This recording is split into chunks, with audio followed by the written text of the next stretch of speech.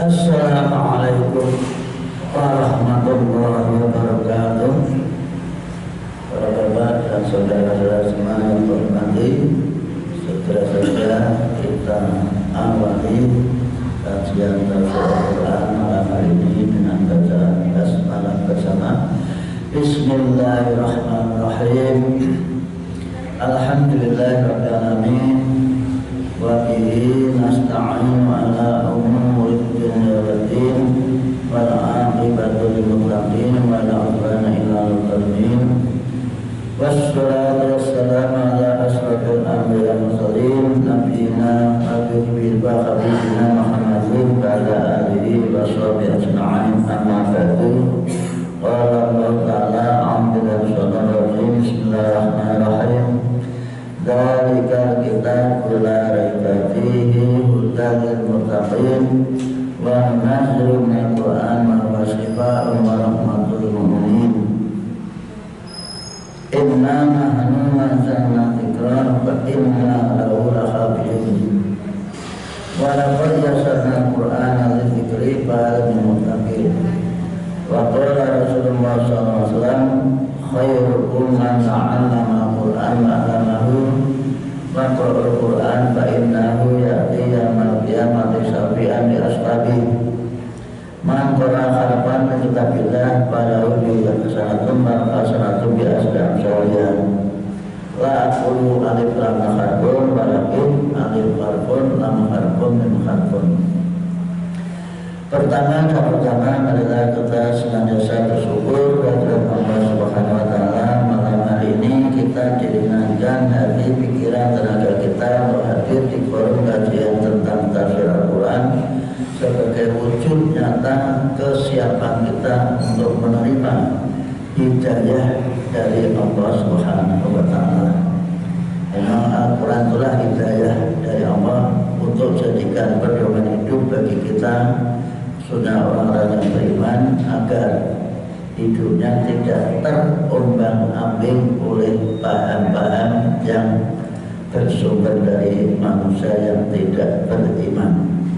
Maka dari itu, marilah kita berusaha semaksimal mungkin bisa membaca Al-Quran dengan baik, memahaminya, dan selanjutnya bisa mengamalkannya dalam kehidupan sehari-hari.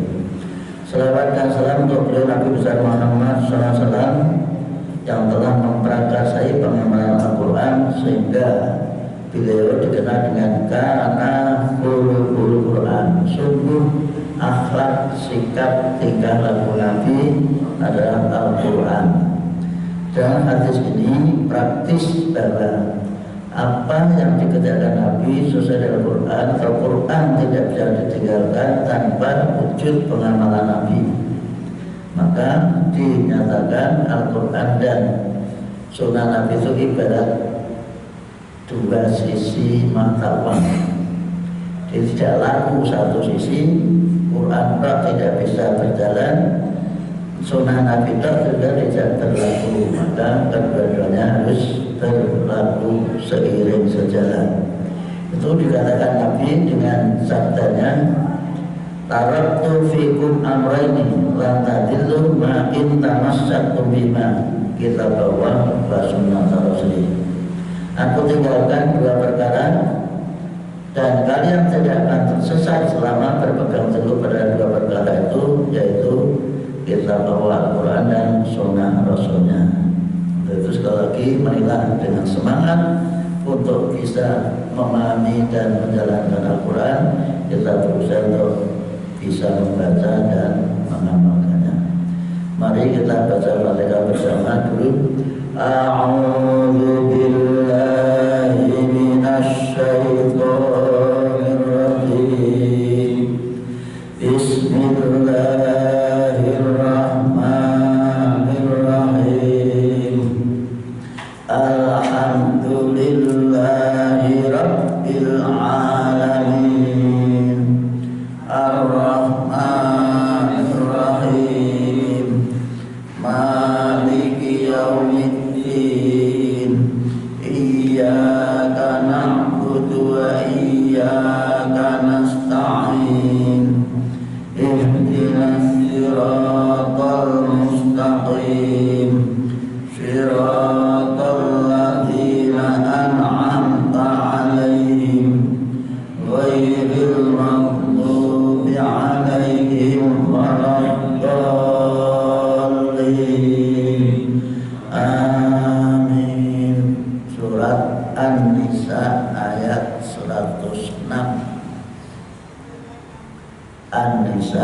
surat 4 ayat 106. Sudah ketemu? Wastaghfirillah innallaha kana ghafurur rahima. Wastaghfirillah innallaha kana ghafurur rahima. Ulangi. Wastaghfirillah innallaha kana ghafurur rahima. Wastaghfir, dan mintalah ampun kamu Muhammad Allah kepada Allah, karena sesungguhnya inna wasnya Allah itu karena sungguh-sungguh ghafuran, dan yang maha pemaaf atau pengampun, rahiman lagi maha penyayang. Ayat ini diturunkan saat Nabi Muhammad hampir saja terjebak oleh kedustaan seorang muslim yang namanya Tu'mah bin Mubarak, bahwa ia melakukan pencurian terhadap benda seseorang. Nah, orang itu kebetulan lapor kepada Nabi, kepada pejabat.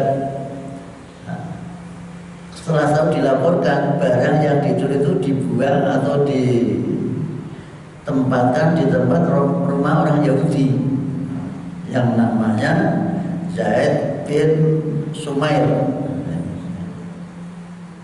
Kemudian hampir saja Nabi tertipu oleh sikap salah seorang muslim yang munafik itu. Hampir saja memberikan hukum yang tidak adil. Maka dari itu Nabi mengingatkan, segeralah minta ampun, karena hampir saja kamu lupa daratan, dalam artian membela karena seagama walaupun dia salah. Ini tidak boleh. Di dalam Islam harus adil, betul-betul menampilkan sikap keadilan dan kebenaran. Tidak boleh karena seagama kemudian dibelanya. Ini harus dipahami. Allah Maha Pengasih lagi Maha Penyayang, atau Maha Pengampun lagi Maha Penyayang. Selanjutkan, wala tujadil 'anil ladzina yahtanuna anfusahum innallaha la yuhibbu man kana khawanan asima. Wala tujadil 'anil ladzina yahtanuna anfusahum innallaha la yuhibbu man kana khawanan asima. Sekali lagi itu, Pak. Wala tujadil 'anil ladzina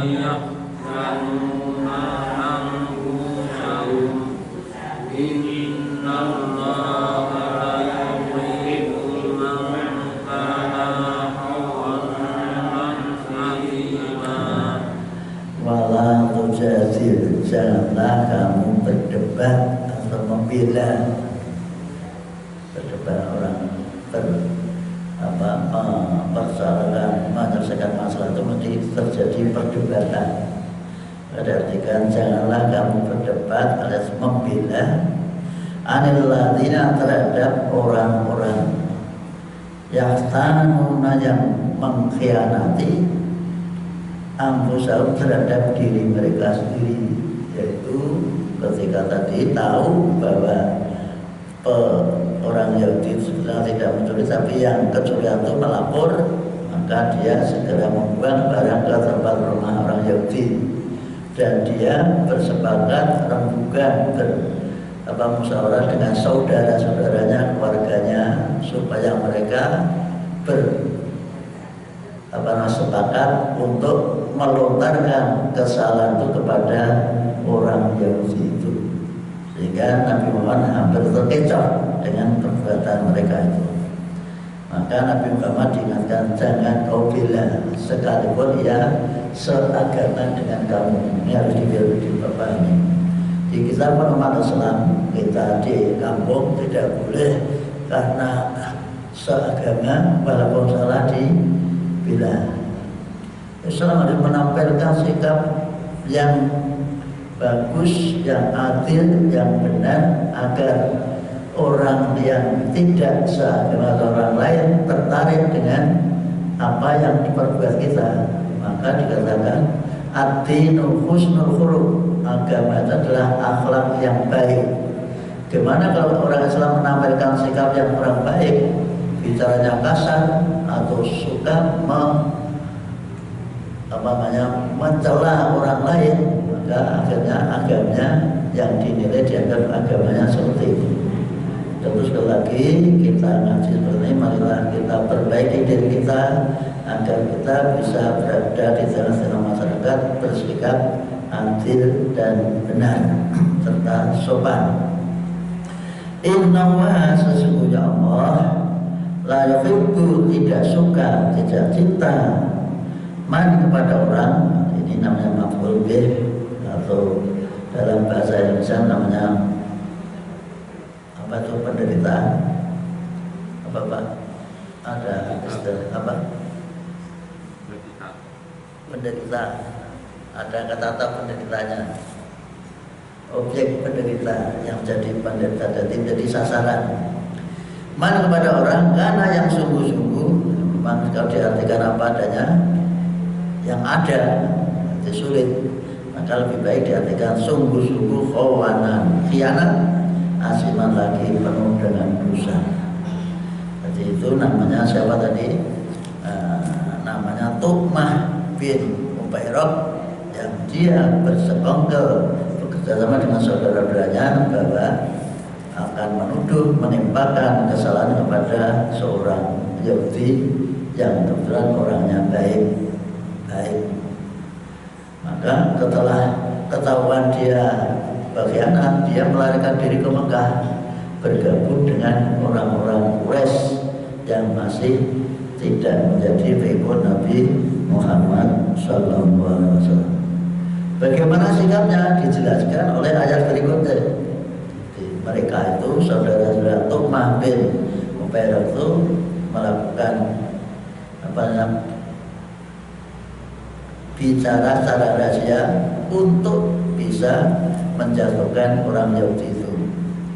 Yastakhfuna minan nasi wa la yastakhfuna minallah wa huwa ma'ahum idh yubayyituna ma la yarda minal qawl. Kalau dengan tidak ingin diteruskan juga bagus.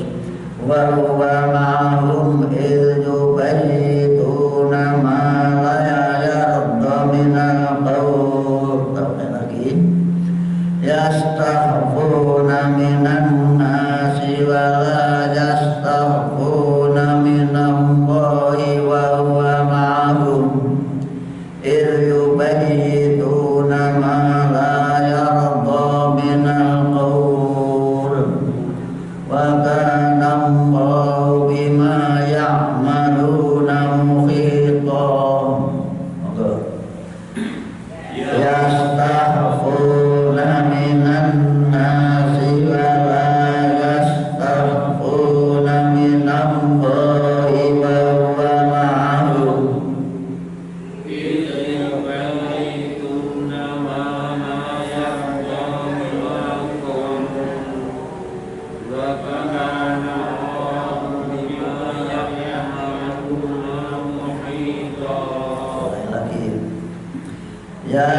yastakhfuna minan nasi wa la yastakhfuna minallahi wa huwa ma'ahum idh yubayyituna ma la yarda minal qawl wa kana Allahu bima ya'maluna muhita.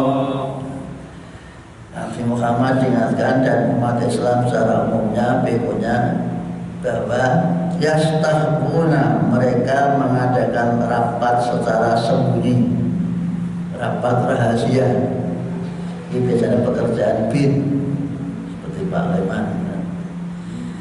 Mereka melakukan rapat rahasia nasi dari pandangan manusia.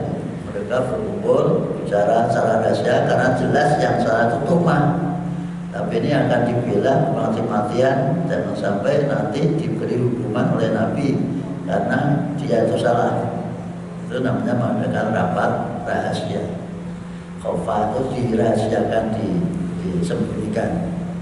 Mereka melakukan rapat nanas terhadap orang banyak. Jadi orang lain tidak tahu bahwa memang betul yang mengambil itu Tu'mah tadi dengan keluarganya.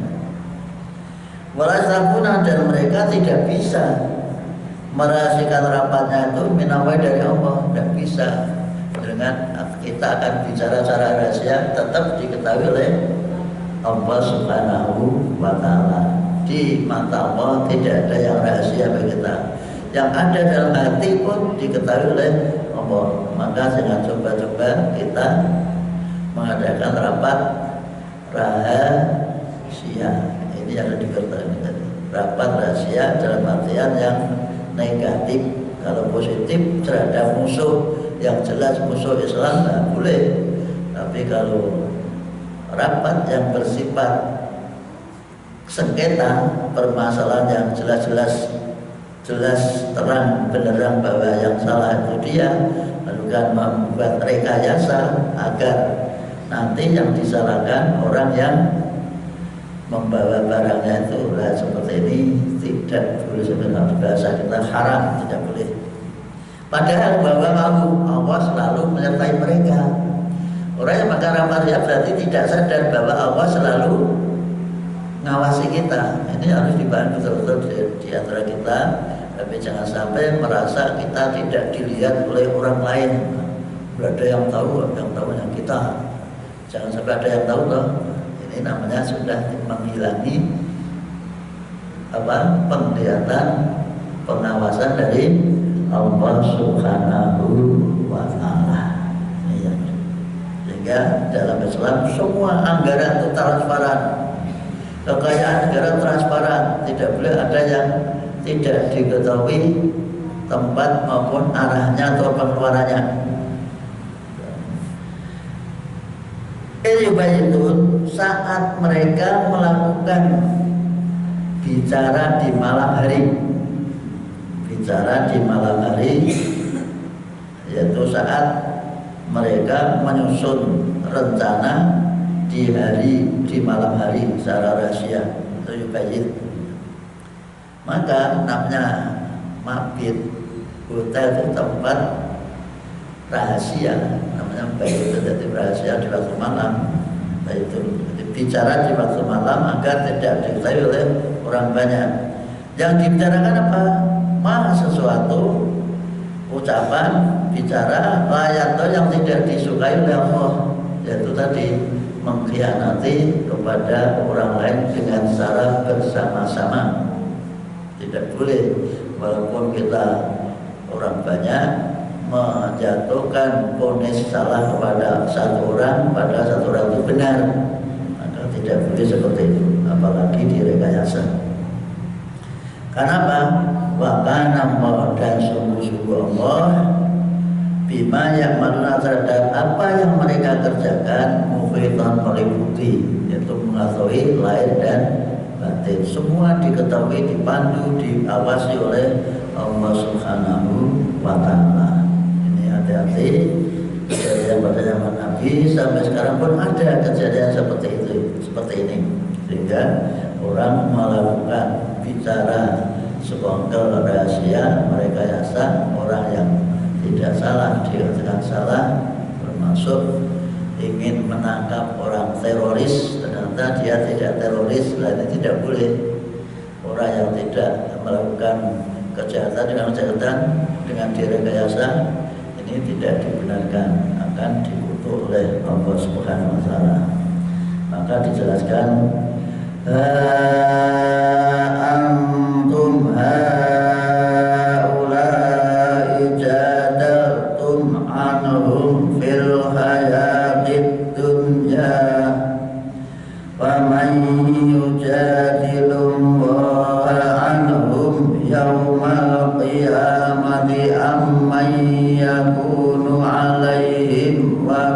qila. Saya ulangi lagi, saya ulangi, perhatikan. Antum haula'i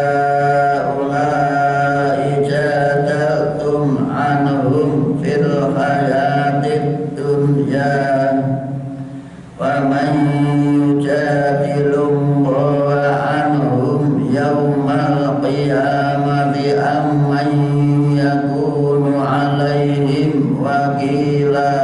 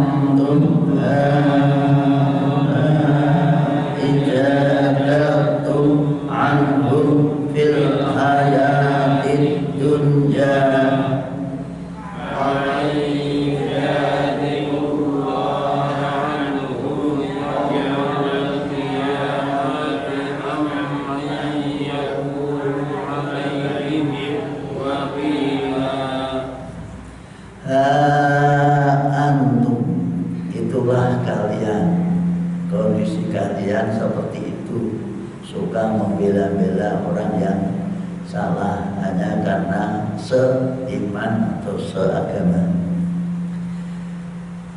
Mulai jatatum, kalian telah berdebat, bersekongkol atau sepakat untuk menjatuhkan orang lain yang tidak bersalah. Fil hayat sudah di dalam dunia, anhum terhadap mereka, kalian sudah melakukan perdebatan yang sangat-sangat panas hanya untuk menjatuhkan orang lain. Ini hati-hati, kadang kita itu di masyarakat, di kampung hanya diskusi kecil-kecilan, kadang-kadang intinya saling memihak sehingga orang yang salah dibenarkan atau yang benar malah disalahkan. Tidak dibenarkan menurut Al-Quran dan menurut Islam. Di dunia memang kamu bisa mereka seperti itu, tapi ingat, diteruskan, paman yujadilullah, siapa yang mau mendebat Allah anhum sehingga mengalahkan mereka, kalau nanti di akhirat pada Allah, apakah kamu bisa masih mengalahkan atau menjatuhkan lawan bicara itu? Yaumul kiamat, pada hari kiamat. Amma yakunu alaihi wakila, ataukah ada orang yang akan membelanya, melindunginya? Siapa selain Allah yang akan membelanya? Ini sangat-sangat telak informasi yang diberikan Allah kepada nabinya, agar nabi jangan sekali-kali membela teman atau sahabatnya walaupun seagama sampai tidak berbuat hasil terhadap orang yang berbeda agama. Itulah Islam yang sebenarnya. Jadi tidak ada istilahnya apa, karena agamanya sama kemudian dibela-bela, kemudian yang berbeda agama kemudian diterkakan. Ini masyarakat bahwa Arab biasanya gitu. Jadi maaf, jadi kalau dengan numpak naik kendaraan kemudian ada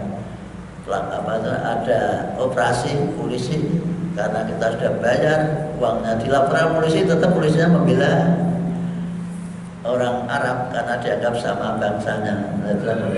Nah ini Nabi diingatkan tidak boleh bertindak seperti itu.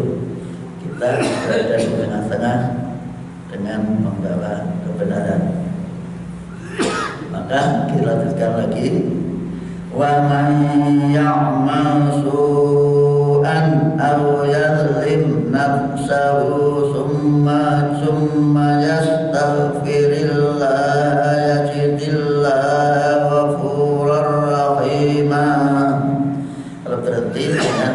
nafsah. Wa man ya'mal su'an aw yadlim nafsah summa yastaghfirillah yajidillah ghafurur rahima. Bersama.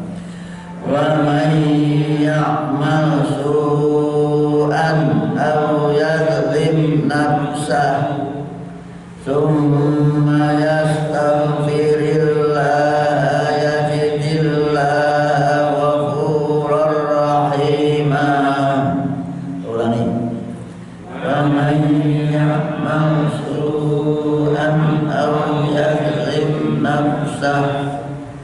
thumma yastaghfirillah yajidillah ghafurur rahima.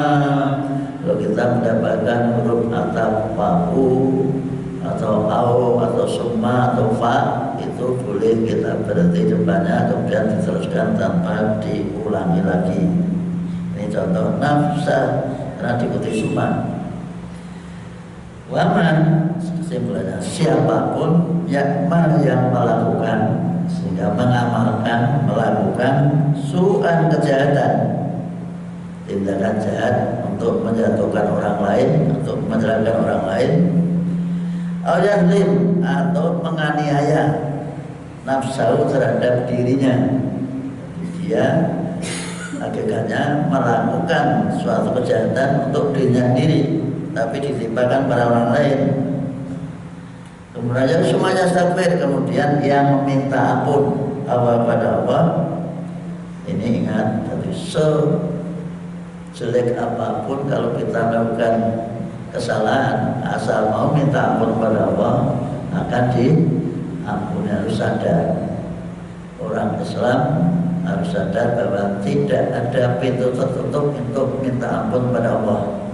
Kesalahan sebesar apapun kalau kita sadar minta ampun pada Allah akan diampuni.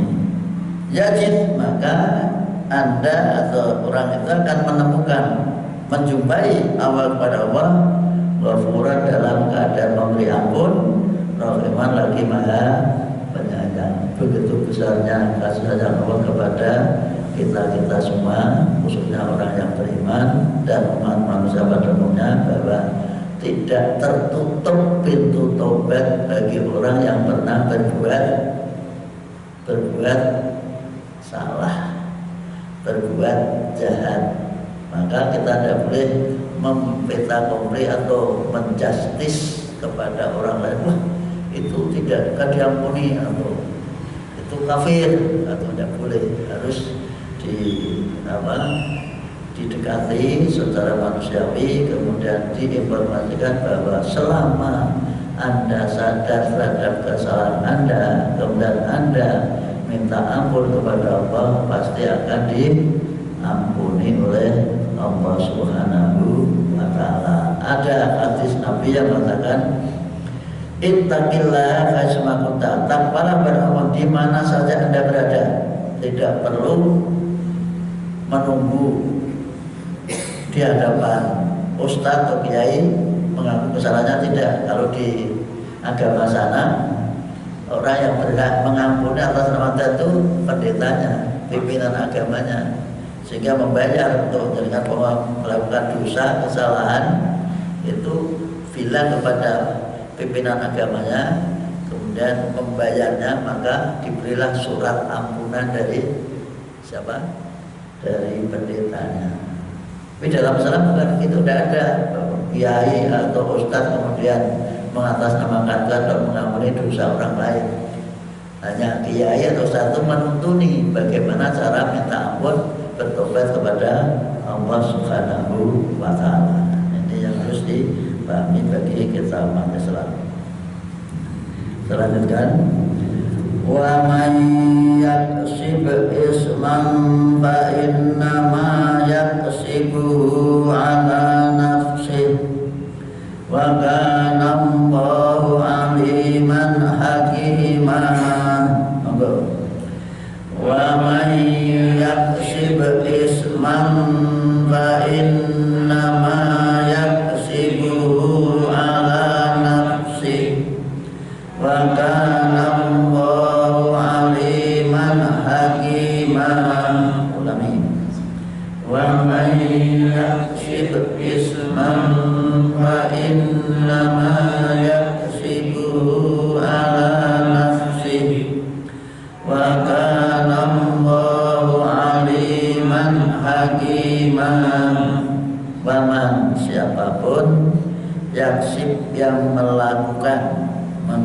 berusaha sama saya, yang berusaha isman melakukan dosa. Fa'inam yang sebetulnya dosa itu adalah untuk dirinya sendiri, menimpa pada dirinya sendiri, tidak bisa diberikan oleh orang lain, tidak bisa ditanggung oleh orang lain. Kalau kita dosa, ya karena dosa untuk diri sendiri. Kalau kita melakukan dosa, dosa itu kembali pada diri kita sendiri. Maksudnya dosanya atau ancaman siksanya adalah untuk diri sendiri. Karena apa? Karena Allahu alim hakimah. Karena Allah Maha mengetahui lagi Maha bijaksana. Tidak ada kamus atau dalam Islam dosa bisa ditanggung oleh orang lain. Dosa adalah kembali pada yang melakukannya. Tidak bisa kamu bunuh itu nanti saya bertanggung jawab kesalahannya, tidak bisa. Tetap yang membunuh itu menanggung dosanya, yang menyuruh pun menanggung dosanya. Itu yang harus dibantu. Bahkan Allah mengetahui lagi Maha bijaksana. Tidak ada kata dosa bisa ditebus oleh orang lain. Dosa harus ditebus oleh diri sendiri dengan cara tobat. Tobatnya dosa, satu menyesal, dua tidak akan mengulangi, yang tiga diikuti dengan perbuatan yang positif yang baik. Itu namanya tobat. Wa man yaksib khati'atan aw isman thumma yarmi bihi bari'an faqad ihtamala buhtanan wa isman mubina. Wa man yaksib khati'atan aw isman thumma yarmi bihi bari'an faqad ihtamala buhtanan wa isman mubina. Ulangi lagi. Wa man yaksib aw isman thumma yarmi bihi bari'an faqad ihtamala buhtanan wa isman mubina. Selanjutnya, waman siapapun yaksib yang melakukan khoti'atan kesalahan, siapapun yang melakukan kesalahan itu perbuatan yang dilakukan salah tapi tidak sengaja, itu namanya khoti'ah, tanpa ada rencana ternyata berbuat salah. Au isman atau berbuat dosa, itu kesalahan yang dilakukan dengan sengaja, itu isman, dosa. Sumayarmi, kemudian ia melemparkan. Sumayarmi, kemudian ia melemparkan atau ia tuduhkan bihi dengan kesalahan itu barian kepada orang yang tidak berbuat salah. Wong salah, orang salah disalahkan, malah yaitu melemparkan tadi, siapa tadi namanya, Tu'mah bin Bayrah, kemudian melemparkan serana kepada Zaid bin Sumairah. Maka ini namanya melemparkan kesalahan atau dosa perbuatan jahat kepada orang lain. Dijelaskan secara tegas, maka sebetulnya orang yang betul kalau disamalah, maka betul-betul ia membawa beban buhtanan dengan dosa yang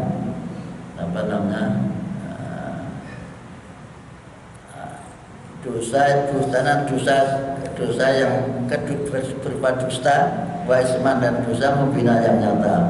Jadi betul-betul dia membawa kebohongan yang nyata dan sekaligus membawa dosa yang nyata. Jadi orang yang melakukan salah, melakukan dosa, kemudian dosa itu dijatuhkan kepada orang lain yang tidak berbuat salah, maka dosanya menjadi berlipat ganda. Sekaligus membawa dosa dua kali, satu bohong, yang kedua dengan dosa dua kali lipat kesalahannya, hukumannya, dan bahasa kita diberatkan hukumannya karena perbuatannya itu. diwaspadai dalam kehidupan kita. Sering muncul atau sekarang kan banyak itu orang titipi benda ternyata itu narkoba, kan banyak terjadi. Yang dia yang dia yang menitipkan itu lepas tangan, tidak merasa, saya tidak merasa titip, dan repot seperti ini sering terjadi sekarang. Dan kadang-kadang polisi tidak mau tahu, yang penting megang orang ini. Nah inilah sekarang tuh ternyata model seperti yang disampaikan Allah itu ternyata menjadi fakta di tengah-tengah masyarakat. Ya, hati-hati gitu. Maka kalau dititipi orang yang tidak kenal atau mungkin pinjam HP lah, itu ternyata pinjam HP mau nelpon orang, ternyata HP itu untuk nelpon untuk menipu. Nah, ketika harus dilacak HP-nya, ternyata HP-nya Pak Wardi. Nah, padahal nanti ada orang pinjam, polisi tidak mau tahu ini dipinjam orang, enggak pakai bukti bahwa nomornya itu nomornya Pak Wardi. Inilah maka dari itu sekarang tuh tidak mau jadi orang yang baik, terbuka, bisa menolong orang lain, itu kadang-kadang menjadi masalah. Lalu bagaimana ini? Nah, antisipasinya yang karena kita sudah kondisi superior seperti itu, maka kita tidak boleh menjadi orang yang terlalu dermawan dalam bentuk terhadap orang yang tidak kenal. Tapi kalau kenal ya jangan terlalu terlalu irit atau medit sekali. Ini yang harus dibahas. Betul sekarang ini fakta seperti ini yang diinformasikan oleh Allah kepada kita ternyata menjadi kenyataan. Mungkin dulu hanya 1-2 orang seperti yang dikatakan tadi namanya Tuqmah bin Fairaq, tapi sekarang menjadi meluas, bahkan menjadi bahasa kita apa namanya ruang seperti itu. Jadi orang menimpakan salah orang lain dianggap biasa, sehingga orang yang sebetulnya berbuat salah merasa selamat, tapi yang tidak apa-apa yang dititipi malah menjadi tertuduh atau terdakwa. Itu sekali lagi ini dilanjutkan oleh Allah supaya sekali lagi kalau tanpa anugerah dan rahmatnya pasti akan terjadi untuk saling sesat menyesatkan. Nah, kita harus waspada, diberi informasi apa seperti ini, maka kita mengambil sikap mewaspadai siapapun yang dekat dengan kita. Dan yang lebih parah lagi, justru orang yang bisa menipu kita itu orang teman kita, orang dekat. Orang yang tidak kenal tidak bisa menipu ya Pak Warti ya. Justru yang bisa menipu kita itu orang yang dekat dengan kita, maka hati-hati. Namun kita prinsip jangan sampai menipu orang. Ya, prinsipnya seperti di situ, jangan sampai karena ada informasi seperti ini terus kita mengambil sikap menipu kepada orang lain. Kalau orang akan menipu silakan, tapi kita waspada jangan sampai tertipu. Walau bukan walau tapi walaula fadlullahi 'alaika wa rahmatuhu lahammat ta'ifatum minhum ayyudilluk wa ma yudilluna illa anfusahum wa ma yadurrunaka min syai' wa ma anzalallahu 'alaikal kitaba wal hikmata wa 'allamaka ma lam takun ta'lam wa kana fadlullahi 'alaika 'azima. Walaula fadlullahi 'alaika wa rahmatuhu lahammat ta'ifatum minhum ayyudilluk wa ma yudilluna illa anfusahum wa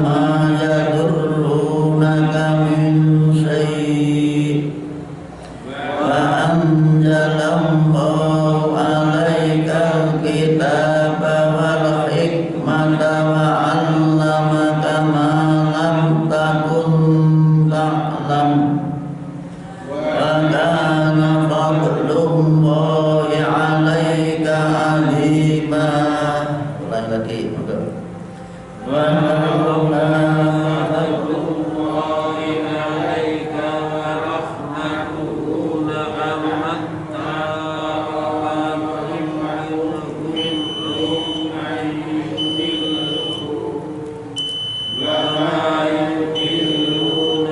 illa anfusahum wa ma yadurrunaka min syai' wa ma anzalallahu